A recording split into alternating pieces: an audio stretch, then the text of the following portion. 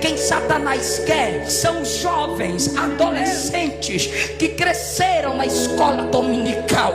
O que ele quer são os adolescentes que sabem cantar hinos da harpa, que sabem tocar instrumentos. Não sei se vocês já perceberam, os melhores músicos mundanos que tocam nas bandas do mundo são jovens desviados, são jovens afastados. Eles nos vê com Bíblia, gravata, roupa de crente. Eu sou desviado, eu ia para a escola dominical, eu cantava no círculo de oração, eu orava com minha mãe todo dia de manhã na igreja. Aí tem obreiros que quando percebe a falha no adolescente, tem que excluir.